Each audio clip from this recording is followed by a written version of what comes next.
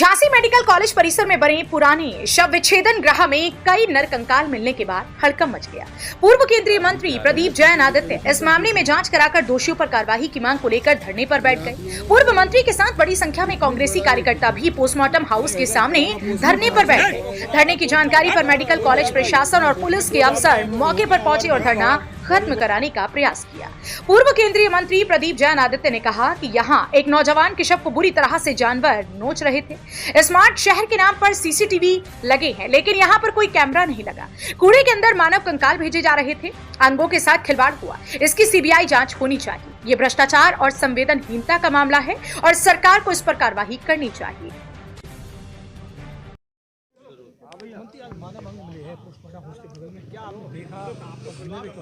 धरने पे हम लोग बैठे थे कि जिस तरह से एक नौजवान के सिर को नोच लिया था, उस पर कोई कार्रवाई नहीं हुई और उसके बाद एक एक बॉक्स के अंदर 3-3 बॉडी मिली।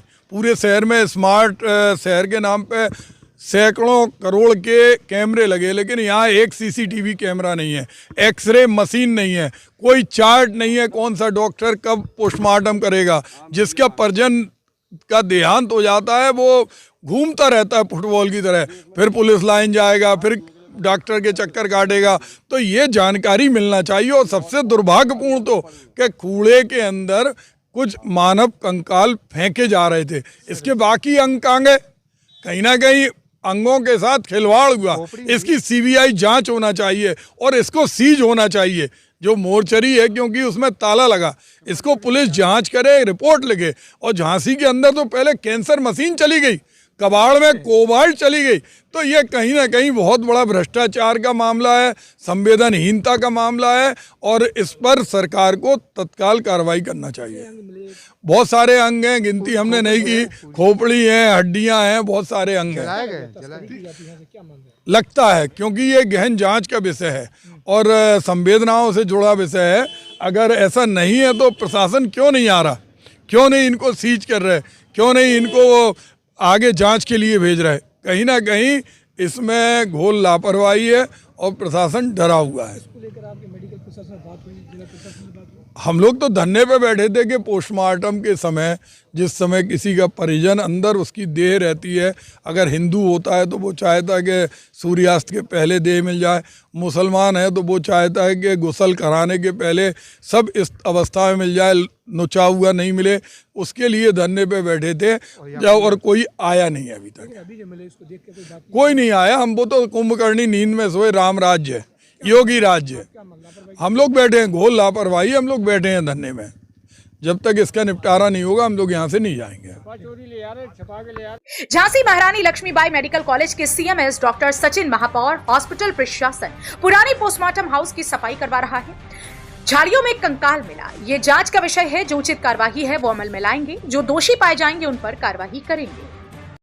सर, मोर्चरी में जो नर कंकाल मिले हैं, सर क्या मामला है सर पूरा?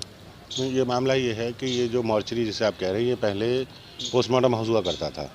आज से 1-1.5 साल पहले तक ये पोस्टमार्टम हाउस हुआ करता था और क्योंकि नया पोस्टमार्टम हाउस बन गया है हमारे यहाँ परिसर में, तो इस पोस्टमार्टम हाउस के एक कमरे को हम लोग अपने हॉस्पिटल की मोर्चरी की तरह इस्तेमाल कर रहे थे। और अभी पिछले दिनों में कुछ जानवरों द्वारा एक बॉडी को क्षतिग्रस्त कर दिया गया था, जिसको लेकर हमारा जो हॉस्पिटल प्रशासन है ये काफ़ी संगीन हुआ और हमने इस पूरी कैंपस जो उसका है पुरानी मोर्चरी का या पुराने पोस्टमार्टम हाउस का, उसकी साफ़ सफाई करने के आदेश पारित किए थे और जो कार्य चल रहा है। इसी बीच वहाँ की झाड़ियाँ जो साफ़ की जा रही हैं उनमें एक कंकाल मिलने की मुझे खबर मिली है, जो जांच का विषय है और जो एक गंभीर विषय है। इस पर हम जो भी उचित कार्रवाई है वो अमल में लाएंगे और जो इसके लिए दोषी होगा उस पर कार्रवाई करना सुनिश्चित करेंगे। पूर्व केंद्रीय मंत्री प्रदीप जैन आदित्य आरोप लगा रहे हैं कि यहाँ पर तस्करी होती है नर कंकालों की। सर क्या? नहीं, देखिए, नर कंकालों की तस्करी कोई विषय नहीं है मेरे हिसाब से। कंकालों की तस्करी कहीं आप भी मीडिया में आपने कभी नहीं सुना होगा कि नर कंकालों की तस्करी भी कोई चीज़ है। मानव अंग की तस्करी कोई पूछो। ठीक है।